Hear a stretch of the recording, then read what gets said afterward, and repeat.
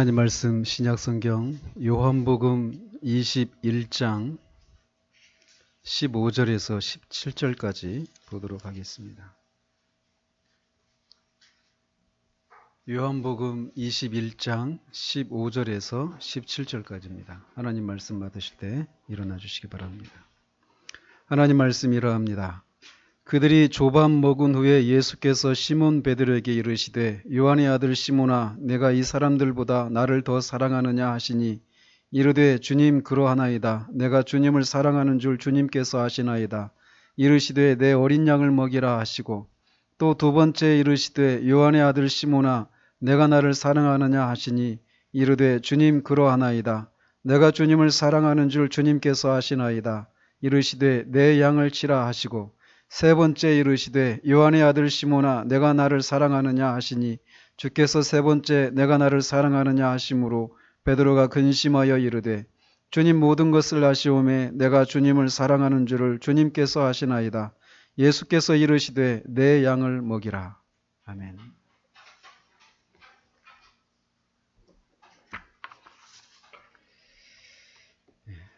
지난주에는 34문답 양자됨의 교리를 우리가 살폈습니다. 그래서 오늘은 35문답 성화의 교리를 살펴야 하는데 그거를 다음에 살피도록 하고 다시 이 본문을 통해서 다시 한번 우리가 구원의 문제에 대해서 좀 살펴볼 필요를 개인적으로 이렇게 느끼게 됩니다. 지난 11월 한 중순부터 제가 전했던 그런 일련의 설교들을 통해서 여러분들 중에 내가 정말 구원을 받지 못했구나 이렇게 생각하시는 분들이 생겨난 걸로 알고 있습니다. 그리고 또 어떤 분들은 그런 말씀을 들으면서 다시금 구원의 그 확신을 더 가지게 된 분들도 계시고 또 여러분 어떤 분들은 내가 여전히 이렇게 구원을 받았는가 받지 않았는가 이 문제에 대해서 불분명한 그런 가운데 계신 분들도 있다고 제가 압니다.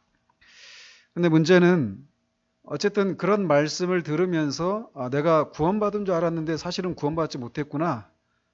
또 나는 구원받았다고 생각하는데 자꾸만 구원받지 못했다고 한다라고 하면서 마음에 어떤 불편함을 가지고 있는 사람이든 어떤 상태 가운데 있든지 분명한 것은 제가 개인적으로 판단하기에 그런 문제들이 그런 고민들이 처음보다 덜해지고 있는 그런 모습들을 제가 봅니다.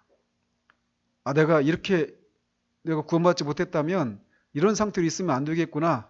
이런 염려와 두려움을 가졌던 사람들이 시간이 지나면서 이 구원의 문제에 대해서 그렇게 깊이 계속해서 이렇게 집중하고 있지 못한 그런 모습들. 그래서 처음에 느꼈던 그런 두려움, 그런 긴장들보다 점점 덜해져 가고 있는 그런 모습들을 제가 보면서 다시 한번 이 말씀을 전할 필요를 이렇게 느끼면서 잠시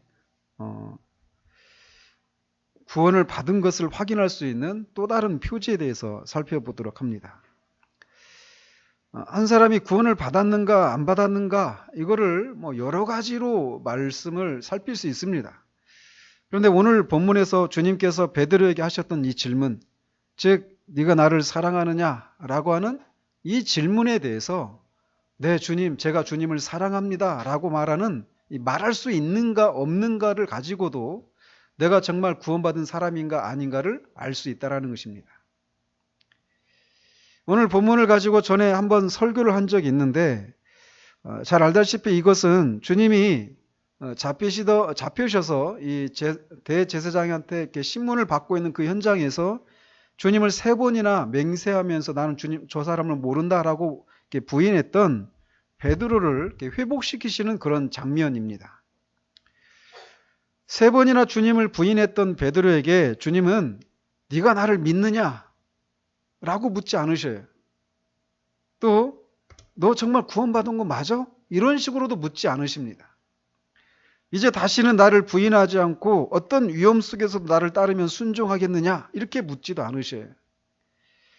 주님은 네가 나를 사랑하느냐라고 3번 연거푸 물으십니다.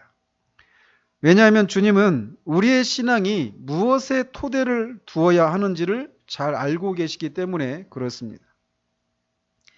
결론적으로 말씀드리면 참 그리스도인은 내가 정말 구원받은 사람이라면 그는 분명히 그리스도를 사랑하게 되어 있습니다.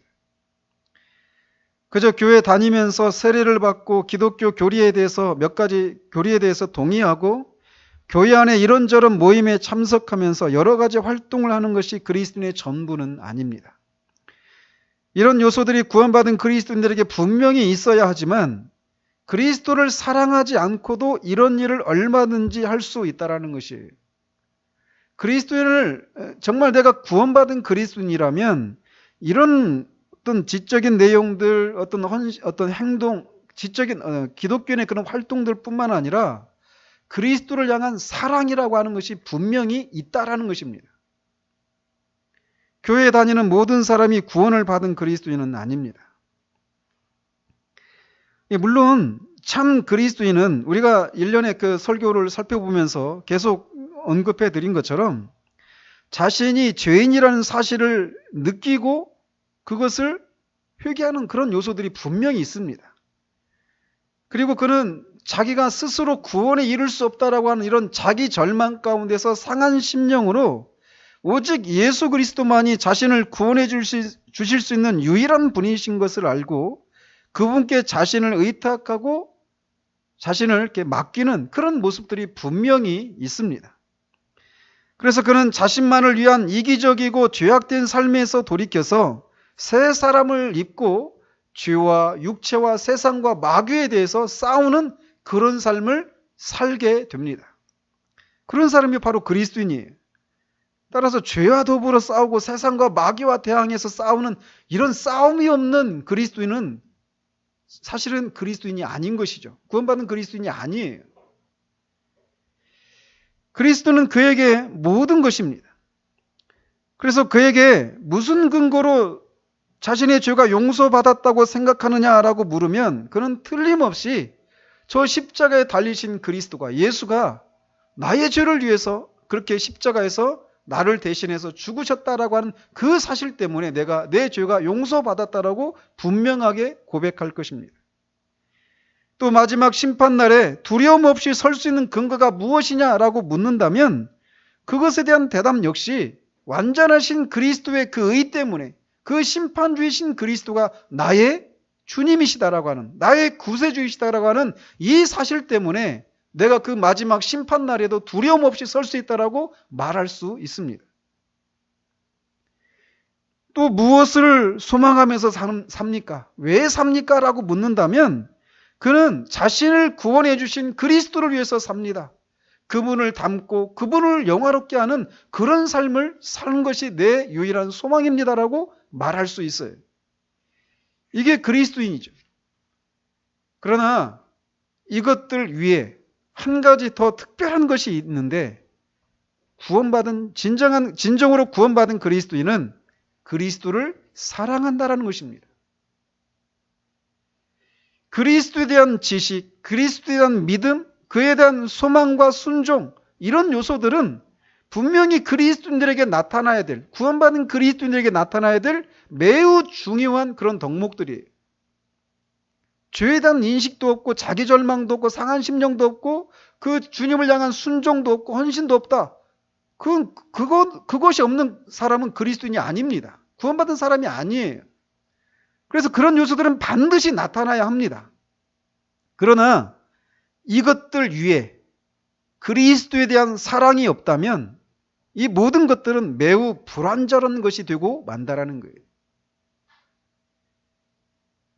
그리스도를 사랑하는 것, 특별히 하나님을 사랑하는 것이라고 제가 말하지 않고 그리스도를 사랑하는 것이라고 말하는 것을 주의하시기를 바랍니다. 어떤 사람들의 경우에 하나님을 사랑한다라고 말하면서 정작 그리스도를 사랑하는 것에 대해서 모르는 사람들이 있기 때문에 그래요. 그리스도 없는 기독교는 이런 부분에서도 나타날 수 있다는 것이죠. 우리는 그리스도를 믿음으로 구원을 받는다라고 하는 이런 내용에 대해서는 많이 듣습니다. 그러나 그리스도를 사랑하는 것에 대해서는 그렇게 많이 생각하지 못하는 경향들을 보인다라는 거예요. 그러나 성경은 그리스도를 믿는 것만큼이나 그리스도를 사랑하는 것에 대해서도 강조하고 있다라고 하는 것을 우리는 잊지 말아야 합니다. 그래서 사랑의 사도라고 불리는 사도 바울이 소위 사랑에 대한 대헌장이라고 말하는 이 고린도전서 13장, 거기서 사랑이 무엇인가 이렇게 정의를 내렸잖아요. 근데 그 고린도전서를 마치면서 6장 22절에서 이렇게 말을 하고 있습니다. 만일 누구든지 주를 사랑하지 아니하면 저주를 받을지어다.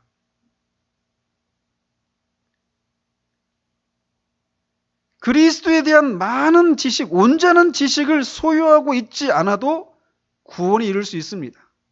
그리스도에 대한 필수적인 그런 교리들, 우리가 마땅히 알아야 될 그런 근본적인 지식을 내가 내 것으로 갖고 있다면 그런 구원받을 수 있어요. 또 그리스도에 대해서 온전히 헌신하지 못하고 때로는 실패하고 그리스도를 위해서 너무나도 적은 삶을 살았던 그런 사람이라 하더라도 그는 구원에 이를 수 있습니다. 그러나 그리스도를 사랑하지 않는 사람에게 기다리는 것은 영원한 저주뿐이라는 거예요. 여러분들은 그 1년의 설교를 들으면서 내가 자기 절망이 있나? 내가 상한 심령이 있나? 그런 고민하는 거 좋습니다. 해야만 합니다. 그래서 그것이 있는지 없는지를 통해서 내 구원의 여부를 확인해야 돼요. 그러나 그것이 궁극적으로 내가 그리스도를 사랑하고 있는 그런 모습으로 이어지는 것이 아니라면 그건 불완전한 것이라는 거예요.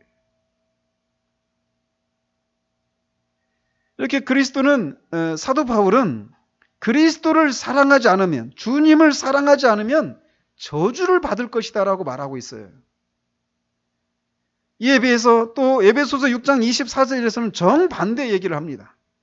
우리 주 예수 그리스도를 변함없이 사랑하는 모든 자에게 은혜가 있을지어다.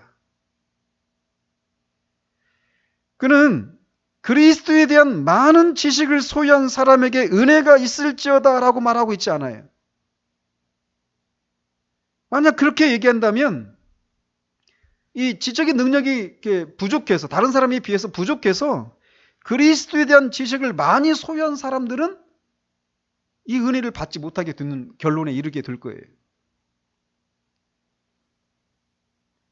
또 그는 자신이 얼마나 끔찍한 죄인인지를 깨닫는 사람에게 은혜가 있을지어다라고 말하고 있지 않아요.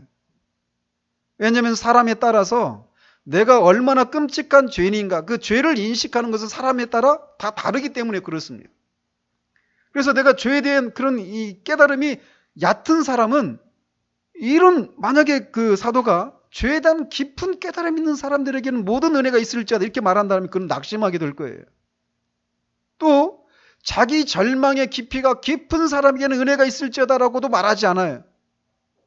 왜냐하면 그런 차이가 있기 때문이죠. 그리스도를 위한 헌신이나 용기가 풍부한 용기가 있는 사람에게는 은혜가 있을지어다라고 말하지 않아요. 장로 교인들에게는 은혜가 있을지어다라고 말하지 않습니다. 순복음 교회들에게 은혜가 있을지어다라고 말하지 않아요. 개혁주의자들에게 은혜가 있을지어다라고도 말하지 않습니다. 어떤 교단, 어떤 교파, 어떤 사회적인 배경과 가정 배경을 가졌든지 죄에 대해서 어떤 자기 절망에 대해서 깨닫는 그 정도가 얼마나 많은가에 대해서, 그리스도에 대한 지식이 얼마나 깊고 풍성한가에 대해서 그것에 의해서 은혜가 있을지어다라고 말하고 있지 않고 그리스도를 사랑하는 자들에게 은혜가 있을지어다라고 말하고 있다는 거예요.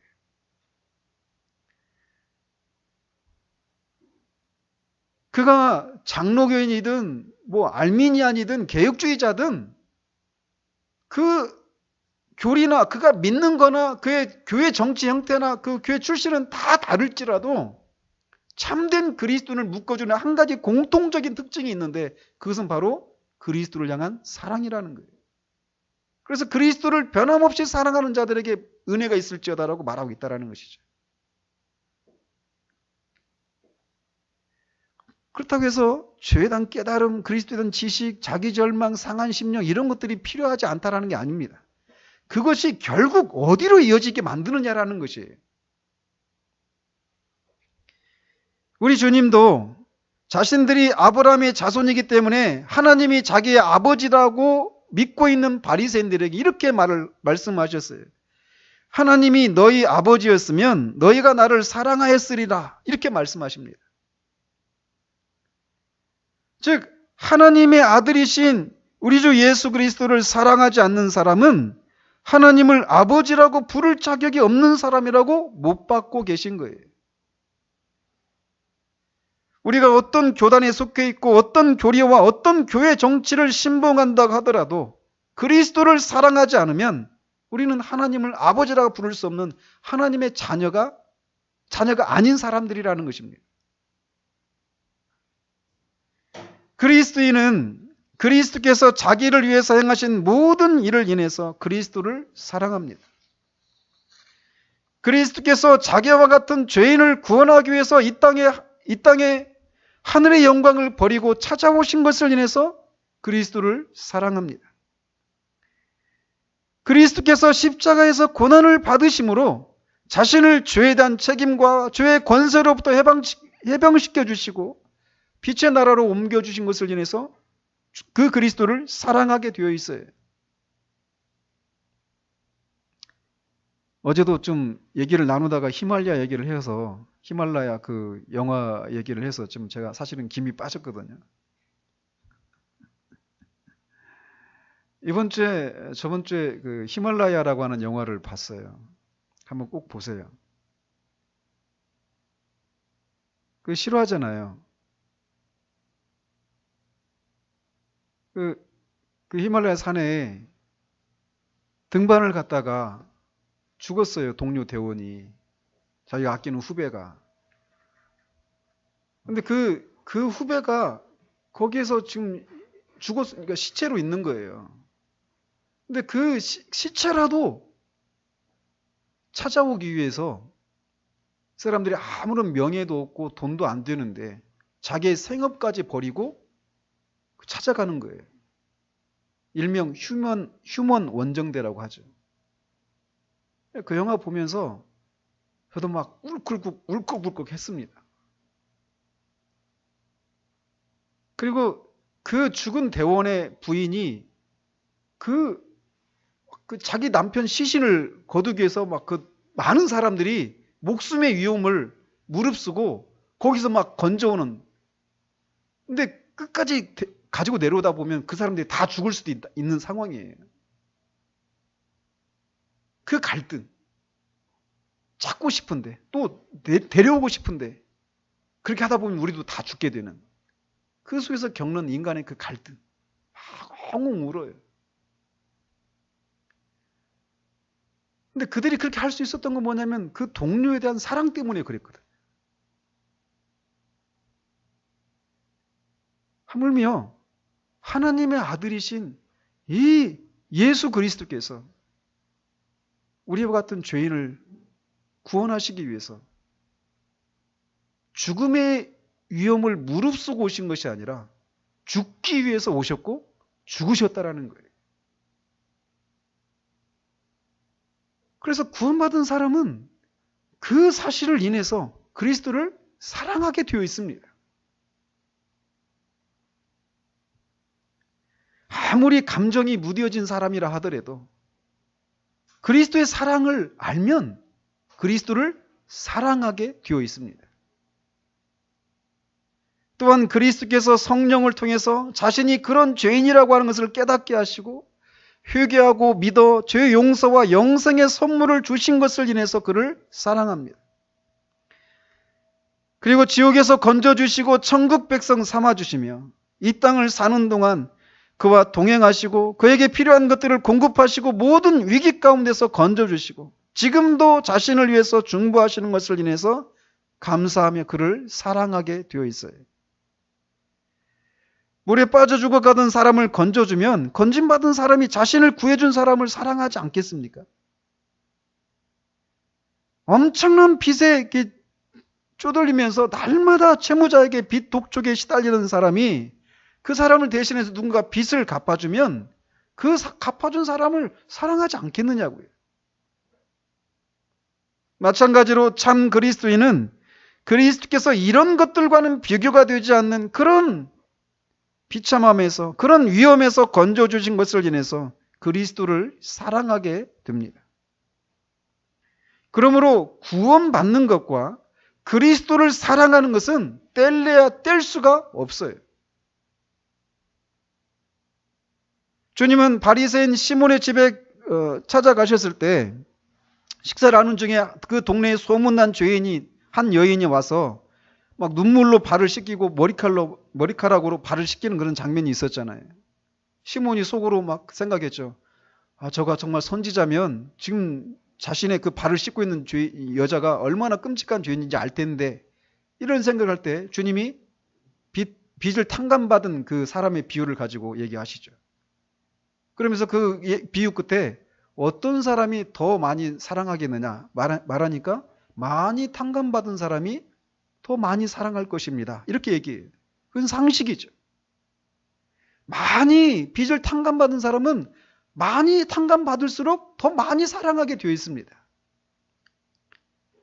즉 그리스도인이 그리스도를 사랑하는 이유는 자신이 그리스도를 인해서 많은 빚을 탕감받았기 때문이라고 하는 것을 알기 때문에 그리스도를 사랑하는 것이에요.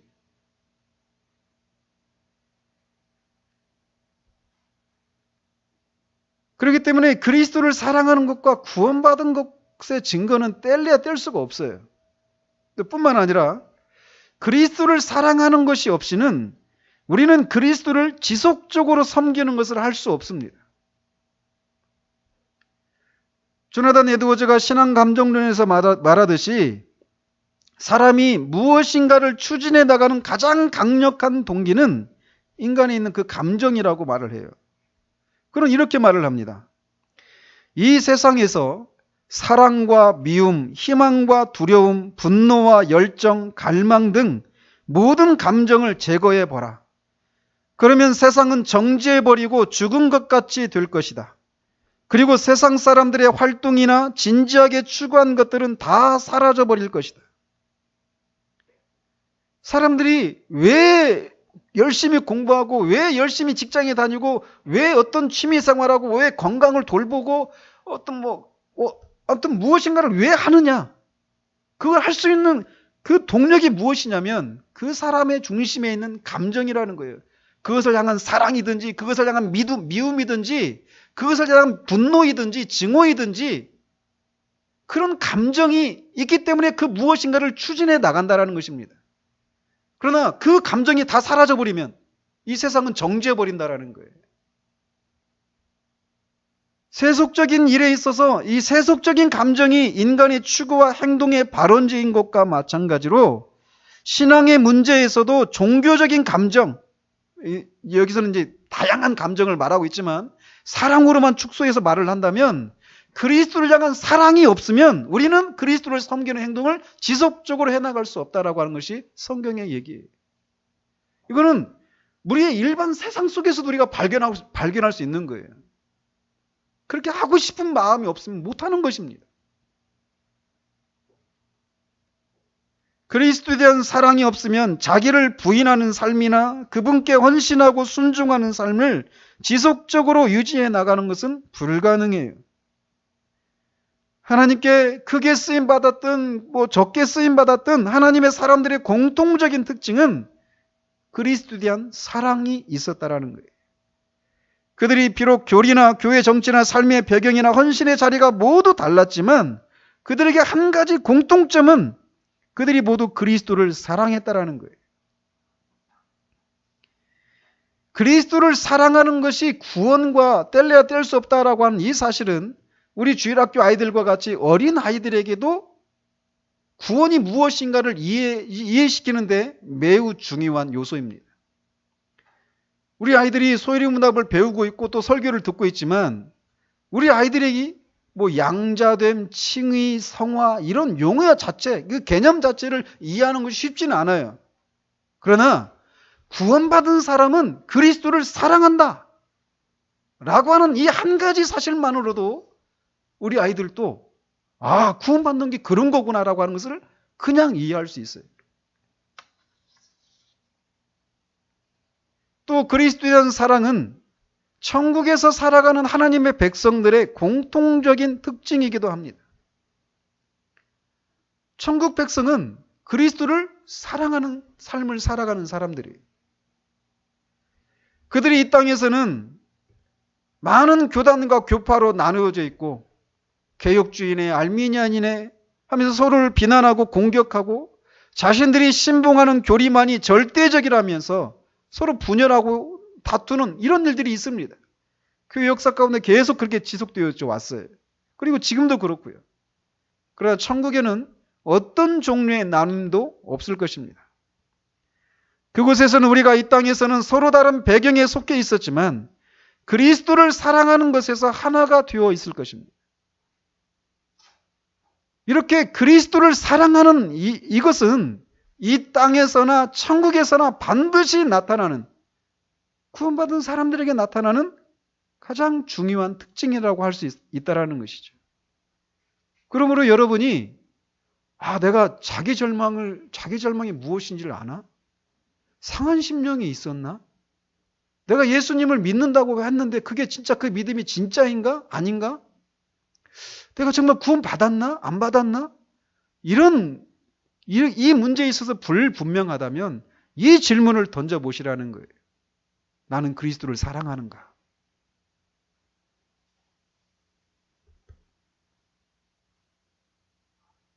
내가 그리스도를 사랑하는가, 사랑하지 않는가를 우리가 어떻게 알 수 있습니까?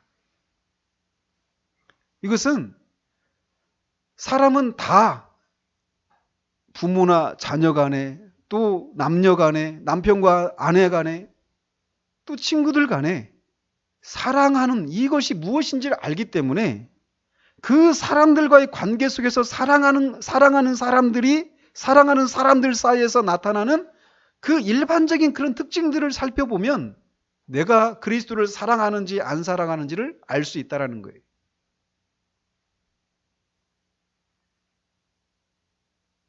라일은 8가지를 얘기하는데 이렇게 얘기해요.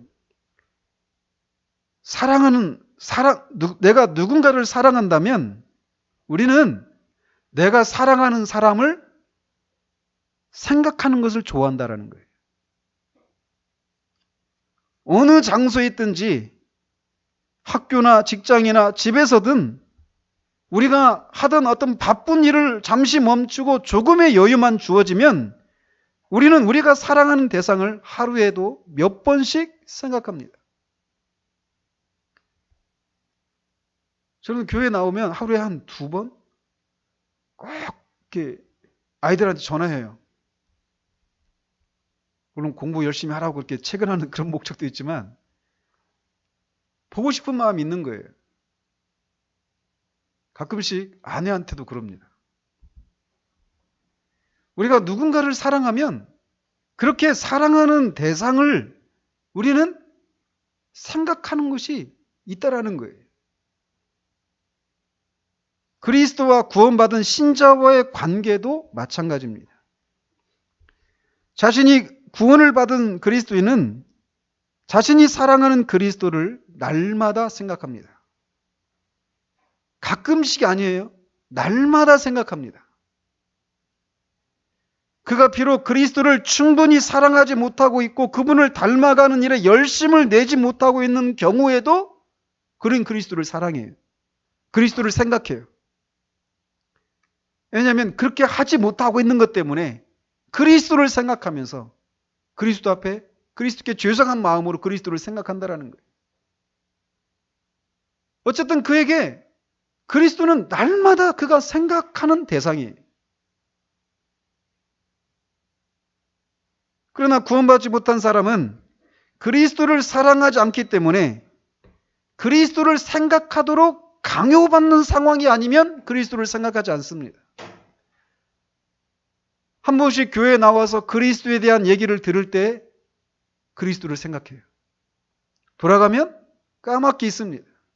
물론 그것마저도 없는 사람들은 아예 평생을 그리스도를 생각하지 않죠.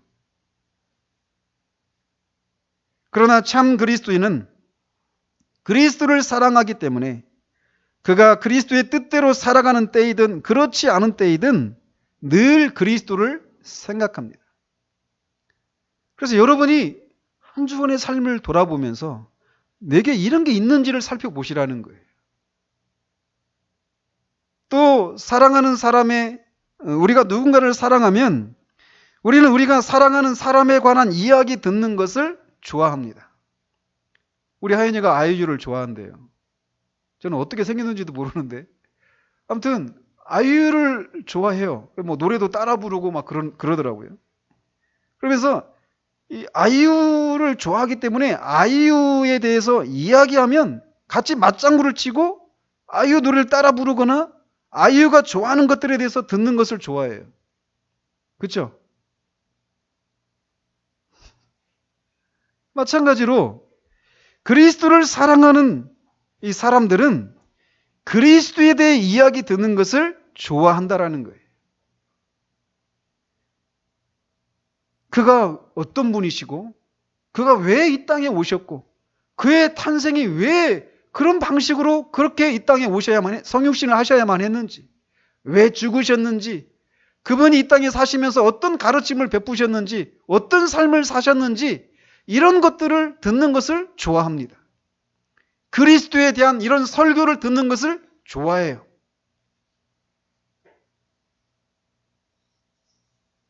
여러분 중에 어떤 분은 구원의 은혜를 누리게 되었을 때 하나님, 그리스도, 예수님 이런 이름만 들어도 막 눈물이 나더라고 하는 이런 얘기를 저한테 하신 분도 계셔요. 여러분이 그리스도를 사랑한다면 여러분은 그분에 대해서 말하는 것을, 얘기 듣는 것을 좋아하게 되어 있어요. 그리고 그리스도에 대해서 이야기하는 그 사람들과 같이 교제를 나누면서 그리스도에 대해서, 그가 하신 일에 대해서, 그가 베푸신 은혜와 사랑에 대해서 얘기 나누는 것을 좋아합니다. 또 그리스도를 사랑하는 사람은, 우리가 누군가를 사랑하면 우리는 사랑하는 사람이 우리에게 보낸 편지 읽기를 좋아합니다. 지금이야 편지를 쓰고 받는 문화가 많이 사라져서 사랑하는 사람으로부터 편지를 받는 것이 옛날 얘기가 된 시대이긴 하지만 우리가 누군가를 사랑하면 사랑하는 사람이 보낸 편지를 읽는 것을 좋아하기 마련입니다. 여기 지금 불행히도 군대에 있는 사람이 아무도 없는데 군대에 가 있는 사람이 기다리는 게 무엇일까요? 편지예요, 편지. 전 방위받아서 제가 그 기쁨을 잘 모릅니다. 불행하게도. 그러나 힘든 상황 가운데 있을 때 가족들을 사랑하는 사람들로부터 떨어져 있는 사람이 기다리는 게 뭐냐면 편지예요. 그리고 그 편지를 받을 때 얼마나 기뻐하겠습니까? 그러나 그가 그 편지를 받고 기뻐하는 그 편지를 다른 사람이 읽으면 완전히 삼류 소설같이 뭐 이래 하면서 그냥 그 상투적인 그런 문구 이런 걸 보면서 그 편지를 읽으면서 아무런 감동도 느끼지 못합니다. 그러나 진짜 그가 사랑하는 사람이라면 그 편지를 받고 읽으면 감동이 있어요. 그리고 기다립니다. 읽기를 좋아합니다. 몇 번씩 꺼내 읽을 거예요. 제대할 때까지. 참 그리스도인과 그리스도와의 관계도 마찬가지입니다. 즉 그리스도인은 성경 읽기를 좋아한다라는 거예요. 성경은 그가 사랑하는 그리스도가 보낸 편지입니다.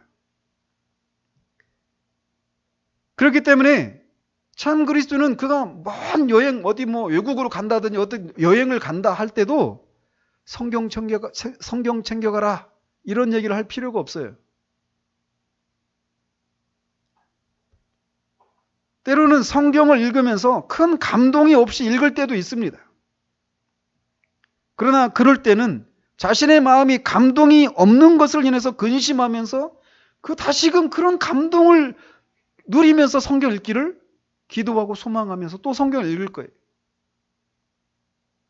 어쨌든 참 그리스도인은 성경을 사랑하고 그것을 읽기를 좋아한다라는 거예요.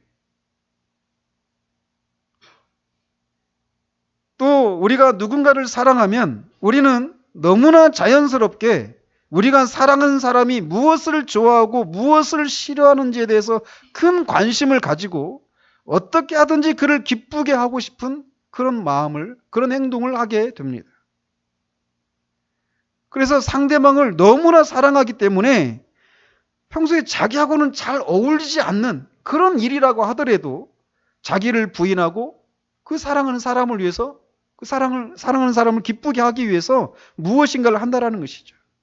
또 때로는 자기한테 너무 익숙하고 자기는 그게 너무 편한데도 사랑하는 사람이 그것을 싫어하면 기꺼이 그것을 포기하기도 합니다. 마찬가지로 참 기독교인은 그리스도를 위해서 그렇게 합니다. 그가 성경을 즐겨 읽는 이유도 궁극적으로 그가 사랑하는 그리스도께서 무엇을 기뻐하시고 무엇을 싫어하시는지, 그에게 기대하시는 것이 무엇인지 알기 위해서 읽는 거예요. 그리스도께서 그에게 무엇을 하지 않기를 원하시면 그것을 하기 위해서 때로는 갈등을 겪기도 하지만 결국은 그리스도를 위해서 그리스도가 하지 않기를 원하는 것을 하지 않습니다. 또 반대로 그리스도께서 좋아하시는 것을 위해서 자신을 부인하고 그리스도께 순종합니다. 물론 이런 일이 있어서 성공과 실패를 경험하고 갈등도 있습니다. 그러나 궁극적으로는 그리스도께 순종한다라는 거예요. 그리스도를 위해서 살아가야 될 삶이 너무나 힘들다고 생각하지 않습니다. 우리가 자녀를 사랑하면 자녀를 위해서 수고하는 것이 너무 힘들다고 말하지 않아요. 만약 그런 마음이 든다면, 그리스도를 위해서 살아가는 것이 너무 힘들다라고 하는 그런 마음이 든다면 그는 아직 그리스도를 사랑하지 않기 때문에 그렇습니다. 그러나 그리스도를 사랑하는 사람들은 그리스도가 요구하신 것이 너무 가혹하다고 생각하지 않아요. 물론 말씀드린 것처럼 그 요구대로 순종하지 못하고 갈등을 겪는 경우도 있습니다. 그러나 전체적인 그의 삶은 그가 사랑하는 그리스도를 기쁘시게 해드리려고 하는 삶이라는 거예요. 또 우리가 누군가를 사랑하면 우리는 우리가 사랑하는 사람의 친구들도 좋아하게 됩니다. 전에 그를 만나본 적이 없는 처음 만나는 그런 내가 사랑하는 사람의 친구들인데도 내가 사랑하는 사람이 그 친구를 좋아하기 때문에 그 친구들도 같이 좋아한다라는 거예요. 마찬가지로 그리스도를 사랑하는 사람은 그리스도를 사랑하는 또 다른 사람들을 좋아합니다. 비록 그들을 처음 만난다고 하더라도 오랫동안 알아왔던 세속적인 친구들보다 더 말이 잘 통하고 오래 사귄 것처럼 그와 금방 편안함을 느끼게 돼요. 제가 제 처남이 돌잔치가 있었는데 몇 년 전이죠, 벌써. 토요일 날이었어요. 바쁜 날인데 제가 굳이 갔습니다. 간 이유가 뭐냐면 제 처남의 손이 처남, 그러니까 저하고는 사돈이죠. 그죠? 저 처남이 이제 제 아내한테 전화가 온 거예요. 자기 처남이 좀 이상하다. 교회에 다니는데 이상해졌다라는 거예요. 그래서 또 혹시 이단은 아닌가? 좀 와서 좀 점검해달라는 그런 취지의 전화를 했어요. 그래서 갔죠. 이상한 교회 다니는 건 아닌가? 얘기해보니까 하나도 이상하지 않아요. 그래서 제가 제가 갔을 때 그분들이 그 처남의 부모들이나 이 처남 가족들이 기대했던 게 뭐냐면 자기 제 사돈 그 사람이 좀 이렇게 신앙에 막 좀 이상한 모습을 보이지 않았으면 그렇게 될 수 있도록 제가 좀 잘 다독이고 설득해 줬으면 이렇게 하고 갔거든요. 얘기를 들어보니까 이 사람이 진짜 회심을 한 거예요. 자기 장모도 부인도 다 교회를 다니는데 다 자기를 이상하게 본다라는 거예요. 자기는 그게 이상한 거예요. 막 자기가 막 은혜를 막 누리고 있는 거예요. 막 얘기를 들어보니까. 제가 그랬죠. 하나도 이상하지 않습니다. 그분들이 이상합니다. 그리고 로이 존스며 토저며 막 이런 분들 막 제가 막 소개시켜줬어요. 처음 만났죠. 사돈이에요. 얘기가 잘 통하는 거예요. 오히려 그분들이 불편해하는 거예요. 제가 있는 게. 말려주라고 불렀더니 더 부추기니까. 처음 만나는데도 그가 그리스도인이면 우리는 그 이상한 그 친밀함을 느껴요. 그냥 단지 그가 기독교인이라고 하는 그것 때문에 친밀함을 느끼는 게 아니라 그 마음이 진짜 그리스도를 사랑하고 그리스도에 대해서 얘기하고 이런 것이 있는 것을 알게 될 때 그걸 가지고 얘기하는 것이 너무나 쉽고 금방 편안함을 느낀단 말이에요. 믿지 않는 가족들과 있는 것보다 더 편안함을 느낍니다.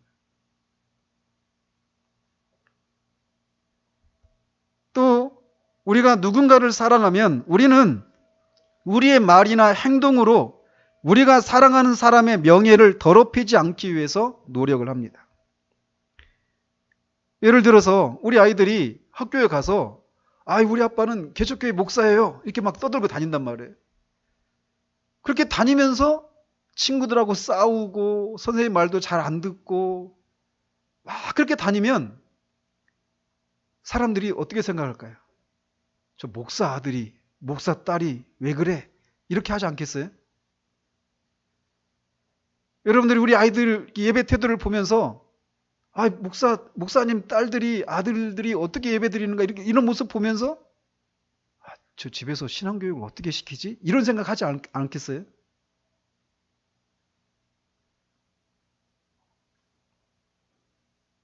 진짜 부모를 사랑한다면 우리는 학교에서나 어디 밖에서 내가 사랑하는 부모님이 내 행동 때문에 내 말 때문에 우리 부모님을 사람들이 욕할까 이렇게 생각하면서 행동이나 말을 조심합니다.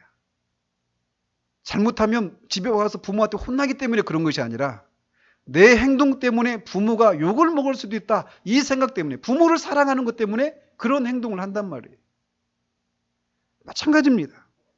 그리스도를 사랑하는 사람은 자신의 말과 행동으로 그리스도의 명예가 다른 사람들에게 특히 믿지 않는 사람들에게 더럽혀지지는 않을까라고 하면서 조심합니다. 자신의 말과 행동으로 예수를 믿는 사람이 예수 믿는다고 하지만 별것 아니네. 나랑 똑같네. 교회 다니는 것 빼고는. 이렇게 생각하면서 그리스도를 믿고 구원받았다고 하는 것이 별거 아닌 것처럼 생각함으로 인해서 그리스도의 명예를 실추시키는 것에 대해서 아주 민감하게 생각한다는 거예요. 또 나아가서 내가 정말 예수님 믿고 구원받았다고 하는데 구원받은 사람으로서의 그런 기쁨과 감격과 그런 영적인 생기를 누리지 못하고 영적인 침체 가운데 있는 것을 인해서 예수 믿고 구원받는다고 해도 자기들이 믿는 그 그리스도가 지금도 중보하고 계시고 그들을 보호하시고 인도하신다고 하는데 왜 저렇게 살지? 왜 저렇게 늘 근심과 염려에 찌들려 있지? 이런 모습을 보면서 예수 믿는 거 별거 아니네. 이렇게 생각한다라는 거예요. 그렇게 될 것에 대한 염려가 있다라는 거예요. 그렇기 때문에 자신이 사랑하는 그리스도의 명예가 자신의 그런 말과 행동과 삶의 그런 모습들을 통해서 명예가 실추되는 것을 염려하는 그런 염려에서 그렇게 되지 않기를 위한 그런 삶이 따르게 되어 있다라는 것입니다.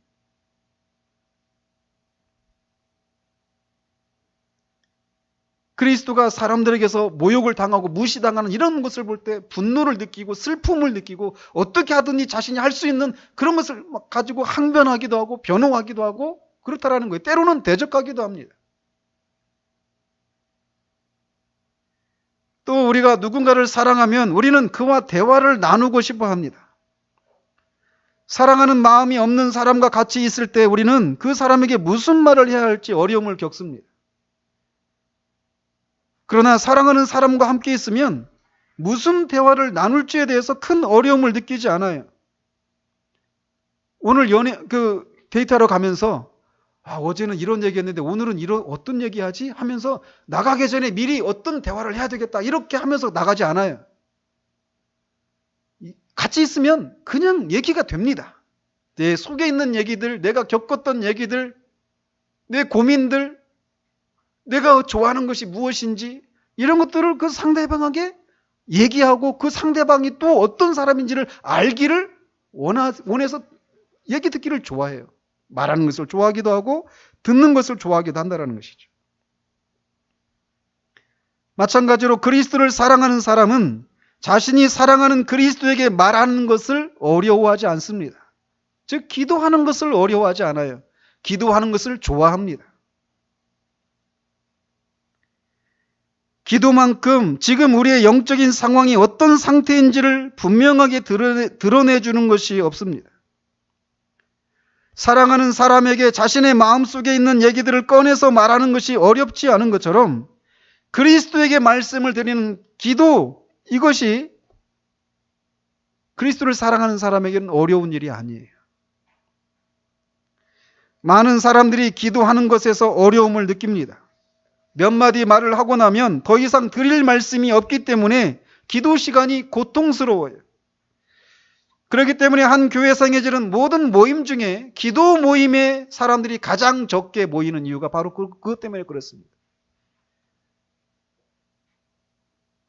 예배는 내가 영적으로 권고해도 그저 아무튼 막 앉아있으면 있을 수 있어요. 그렇지만 기도는 그렇게 할 수가 없어요. 옆에서 막 기도하는데 한마디 말을 못하고 그냥 있는 것은 이건 너무나도 고통스러운 일이에요. 물론 우리가 그리스도 앞에서 올바른 삶을 살지 않고 또 때로는 그 하나님의 섭리 가운데서 우리가 하나님 앞에 어떤 말씀도 드리지 못하는 그런 상황이 올 수도 있습니다. 그러나 그가 그리스도를 정말 사랑하는 사람이라면 그리스도를 사랑하지 않는 사람들이 기도하는 데서 느끼는 그런 종류의 그런 어려움들은 없어요. 기도 그 자체에 대해서도 막 몇 번을 얘기를 해야 되지만 사랑과 관련해서만 이렇게 국한해서 말씀드린다면 그렇다라는 것입니다. 그래서 그리스도에게 이 말씀드리는 것을 어려워하지 않아요. 내가 사랑하는 사람에게 내 속에 있는 얘기들을 말하는 것을 어려워합니까? 그렇지 않단 말이에요. 그래서 어떤 어려움을 당하거나 우리가 어떤 선택을 해야 될지 모를 때 그리스도께 묻는 것은 그리스도를 사랑하는 사람에게 어려운 일이 아니에요. 또 우리는 누군가를 사랑하면 궁극적으로 그와 함께 있기를 원합니다. 사랑하는 연인이 왜 결혼을 결심하게 됐냐면 만나면 너무 좋은데 헤어져야 된다는 것 때문에 그래요. 안 그랬어요? 사랑하는 사람이 만나면 정말 좋아요. 막 시간 가는 줄 모르고. 근데 또 헤어져야 된다는 거예요. 그래서 늘 같이 있고 싶어 하죠. 그래서 결혼하는 거예요. 사랑은 무엇에도 방해받지 않고 싶어 하는 그런 특징을 갖고 있다는 것이죠. 참 그리스도인과 그리스도와의 관계도 마찬가지입니다. 이 땅에서 우리는 기도와 말씀과 예배를 통해서 그리스도와 교제를 나누어요. 그리고 그 속에서 그런 즐거움들과 위로를 겪기도 합니다. 위로를 받기도 해요. 그러나 그가 궁극적으로 원하는 것은 그리스도와 얼굴과 얼굴을 맞대고 영원토록 함께 있으면서 그분과 막힘이 없는 교제를 나누는 것입니다. 이렇게 우리가 사랑하는 사람과의 관계에서 사랑한다면 나타나는 이런 일들을 통해서 내가 정말 그리스도를 사랑하는 사람인지 아닌지를 점검해 봐야 한다는 거예요. 얼마나 쉽습니까? 내가 정말 누군가를 사랑하는가 안 사랑하는가를 아는 것은 얼마나 쉽냐라는 거예요. 그렇지 않아요? 그러므로 자신이 그리스도를 사랑하는지 아닌지에 대해서 잘 모른다라고 말할 수 없습니다. 이런 것들을 가지고 여러분에게 적용해 보십시오. 그리고 우리가 사랑을 하면 옆에 있는 사람도 그것을 알아봅니다. 요즘 무슨 좋은 일 있어? 이렇게 물어보죠. 안 그랬어요? 주변에서? 사랑하는 사람은 그런 게 있어요. 마찬가지예요. 그리스도를 사랑하는 사람은 옆에서 알아봅니다.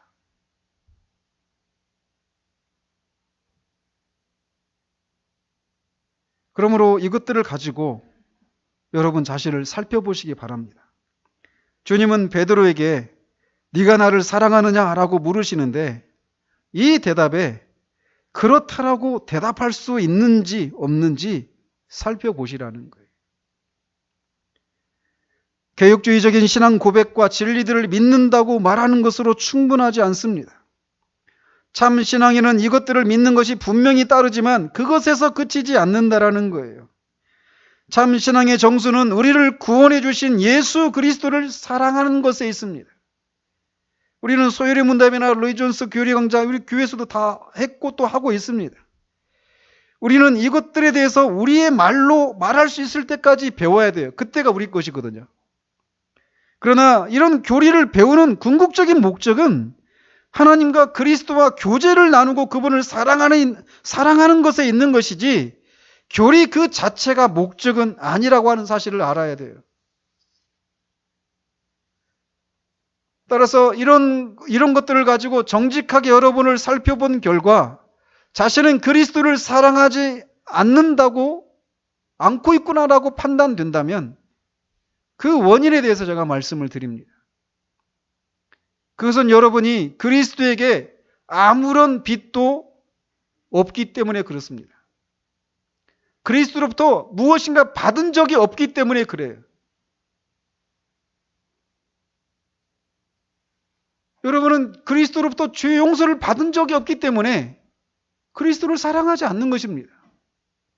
그리스도로부터 영생의 선물을 받은 적이 없기 때문에 그리스도를 사랑하지 않는 거예요.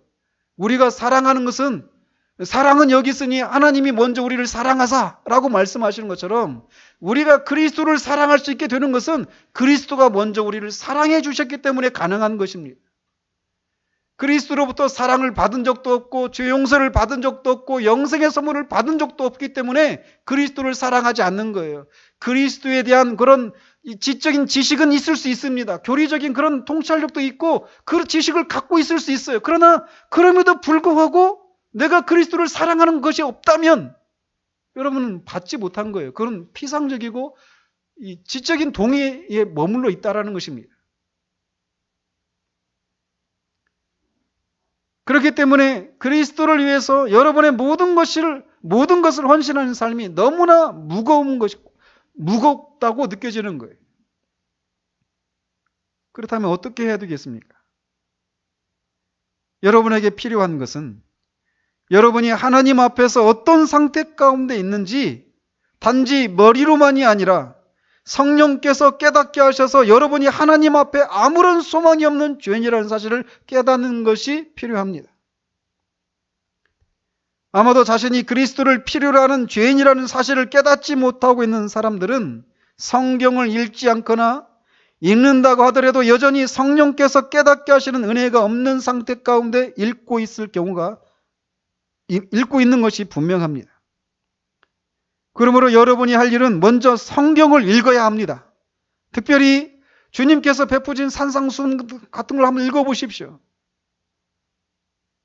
실제로 간음하는 것만 간음이 아니라 음욕을 품은 자마다 간음한 것이라고 말을 해요. 사람을 죽인 것마다 살인이 아니라 미워하는 마음을 분노를 품은 것만 해도 무시하는 마음을 품은 것만 해도 살인한 것이다라고 말씀하셔요. 그런 주님의 말씀들을 읽어보십시오. 인간이 하나님을 떠난 인간이 타락한 인간이 얼마나 소망이 없는 그런 죄인인지 하나님과 원수되어 있는 그런 죄인인가라고 하는 것을 말해주고 있는 인간의 그런 전적인 타락과 부패함에 대해서 말하고 있는 그런 말씀들 로마서 1장이나 2장 이런 부분들을 읽어보십시오. 그리고 기도하십시오. 정말 여기서 말하고 있는 것처럼 성경에서 말하고 있는 것처럼 나는 정말 스스로 구원에 이룰 수 없는 아무런 소망이 없는 그런 죄인이라고 하는 것을 깨닫도록 해 주십시오라고 하나님 앞에 기도하면서 성경을 읽으시라는 거예요. 언제까지 읽어야 됩니까? 여러분이 내가 정말 성경이 말하는 것처럼 내가 죄인이구나, 이 사실을 깨닫게 되는 데까지가 아니라 그걸 넘어서서 그리스도를 붙잡는 데까지 나가십시오. 여러분들은 지난 한두 달 전에 여러분들이 말씀을 들으면서 말씀을 들을 때는 내가 구원받지 못했구나, 이거 얼마나 무서운 사실인가, 이 사실을 느끼고 무거운 마음으로 집으로 가셨을 것입니다. 그런데 그 무거운 마음이, 그 양심의 가책이 얼마나 지속되었습니까? 존 버년이 말하는 것처럼 그런 양심의 가책을 받고 집에 가서 저녁을 먹을 때 다 사라져버렸다라고 얘기해요. 지금도 여러분은 그런 상태 가운데 있는 분이 계셔요. 무엇을 통해 알 수 있습니까? 그리스도를 찾지 않고 있는 것을 통해서 알 수 있어요. 그러므로 말씀을 읽으시고 하나님 앞에 기도하십시오. 정말 내가 그런 죄인인 것을 깨달을 수 있도록 해달라고. 계속해서 여러분이 이 문제에 계속해서 집중하십시오. 참된 회개에 대한 그런 책들을 읽으십시오. 그런 설교들을 들으십시오. 성경을 읽으십시오. 기도하면서. 사도가 말하는 것처럼 우리 주를 사랑하지 않는 자들은 저주를 받을지어다라고 말을 해요. 그리스도를 사랑하지 않는 사람은 차라리 태어나지 않은 것이 더 나은 사람들입니다. 그러므로 이 문제를 그냥 이런 말씀을 듣고 이렇게 하면 안 되지 하고 잠시 마음의 도전을 받고 집에 돌아가서는 또 일상의 삶으로 돌아가면서 또 그 마음이 사라져버리는, 그렇게 하시지 말라라는 거예요. 여러분이 그것을 계속 반복하시죠. 그러면 여러분의 양심은 계속 무디어집니다. 계속 무디어져요. 그래서 이 문제에 계속 집중하십시오.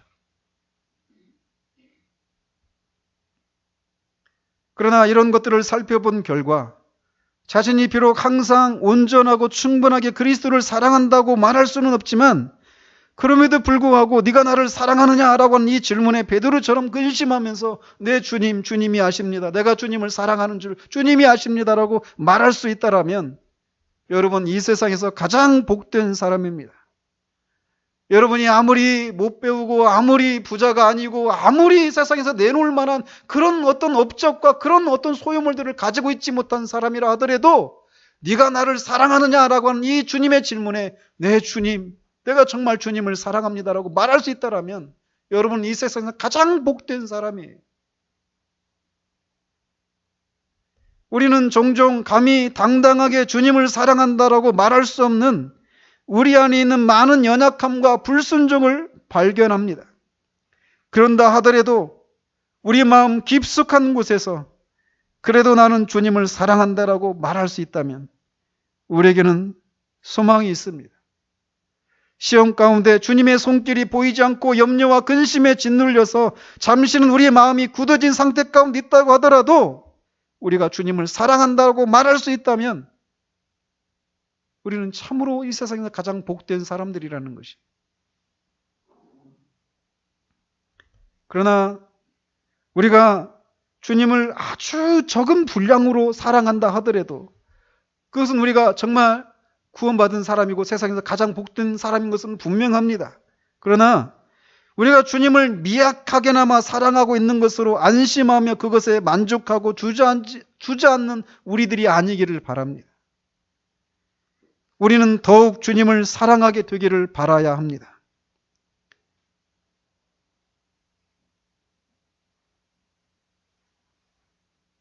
그리스도가 우리에게 행해 주신 일들을 계속해서 묵상하십시오. 그분이 우리를 구원해 주시기 위해서 받으신 고난을 묵상하십시오. 더 나아가 그 고난을 받으신 그 주님의 그 영광을 묵상하십시오. 존 버년이 그리스도의 영광이라고 하는 책을 그의 생의 마지막으로 남겨놨어요. 그가 이제 주님의 부르심을 받고 떠나가게 될 것을 알고 이 연약한 교회를 위해서 내가 무엇을 마지막으로 봉사할 수 있을까 생각하면서 존 오웬, 그 마지막으로 남겨놓은 책이 바로 그 책이에요. 존 오웬의 그리스도의 영광.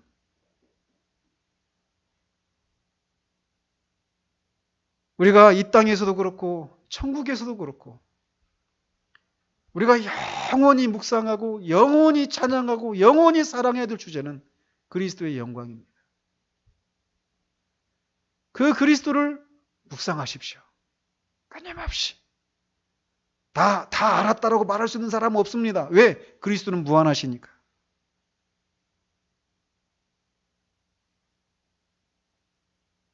그리고 여러분이 그 그리스도를 사랑한다고 하는 사실을 사람들 앞에서 시인하는 것을 부끄러워하지 마십시오.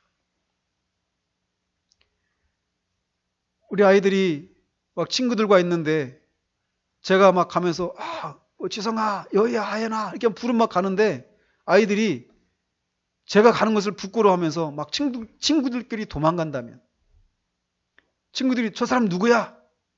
몰라, 나 몰라. 나 모르는 사람이 나를 부른다고. 이렇게 한다면 그것은 얼마나 큰 고통입니까? 내가 사람들 앞에서 그리스도를 사랑한다라고 말하면 내가 이런저런 손해를 받고 사람들로부터 이상한 사람 취급받고 또는 경제적인 손실을 받고 승진을 못할 수도 있고 때로는 우리가 직장을 잃어버릴 수도 있는 그런 것 때문에 내가 그리스도를 사랑한다는 사실을 사람들 앞에서 시인하지 못한다면 그것은 얼마나 큰 아픔이겠습니까? 우리는 그리스도를 사랑하는 것을 부끄러워하지 말아야 합니다. 왜? 그리스도를 사랑하는 사람이 세상에서 가장 복된 사람이거든요. 세상 사람들이 우리를 이상한 사람으로 보든 말든 상관하지 마십시오. 우리는 사람들 앞에 그리스도를 자랑할 수 있는 사람들이어야 합니다.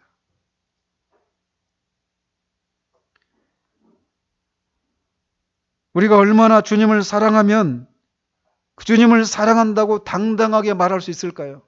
네가 나를 사랑하느냐라고 물을 때 당연하지요. 주님, 내가 주님을 사랑하지요라고 그렇게 당당하게 말할 수 있느냐라는 거예요.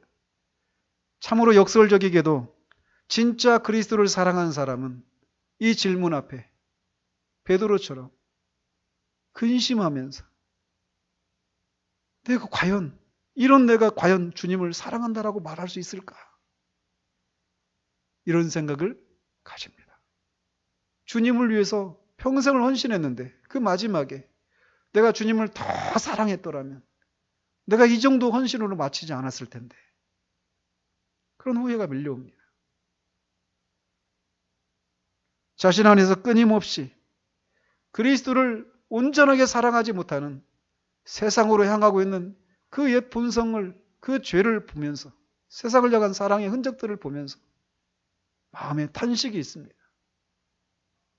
그에게 유일한 소망은 그런 것이 없이 우리의 사랑이 나누지 않고 오직 그리스도에게만 향하는 것.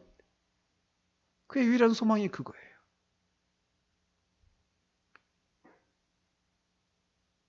주님께 대답하십시오. 여러분은 그리스도를 사랑하십니까?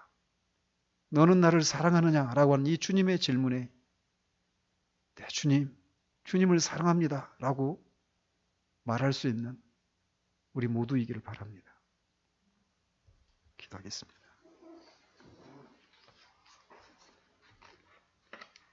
하나님 아버지, 신앙의 궁극은 우리가 예수 그리스도를 믿어 죄 용서함을 받고 영생의 선물을 얻고 천국에서 영원히 사는 것. 외적으로는 그런 것이지만 궁극적으로는 그리스도를 사랑하는 것에 우리 신앙의 궁극이 있음을 이 말씀을 통해서 우리가 살펴봅니다. 얼마나 많은 경우에 우리가 그리스도를 사랑하지 않고 있으면서도 자신을 구원받은 사람이라고 생각하면서 오히려 우리의 삶을 통해 그리스도를 모욕하는, 존귀하게 여기지 않고 멸시하고 있는 그런 우리들인 경우들이 얼마나 많은지요. 하나님 우리의 눈을 열어주셔서 정말 우리가 그리스도를 사랑할 수밖에 없는 그런 사람들로 우리를 삼아주시기를 원합니다.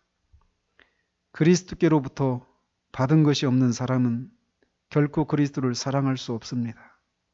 하오니 성령께서 역사해 주셔서 우리가 그리스도가 아니면 아무런 소망이 없는 그런 죄인인 것을 참으로 깨닫게 해주셔서 그리스도를 믿음으로 주의 용서와 영생의 선물을 얻고 그 그리스도의 사랑을 받은 사람이 되어져서 그리스도를 사랑하는 사람이 되어줄 수 있도록 주님 도와주시옵소서.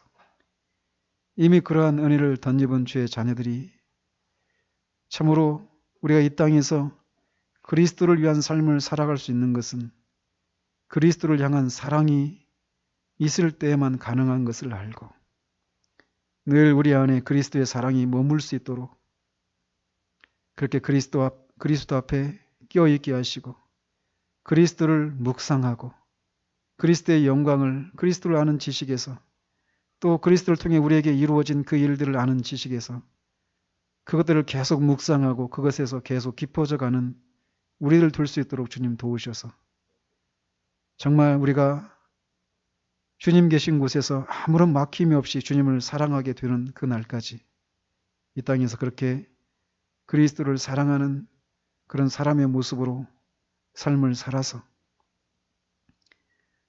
그리스도께서 하신 일들을 조금이라도 증거하고 변론하는 그런 삶이 될 수 있도록 주님 도와주시기 원합니다. 예수 그리스도 이름으로 기도합니다. 아멘. 찬송가 315장 하시면서 준비하시는 것만으로 하겠습니다.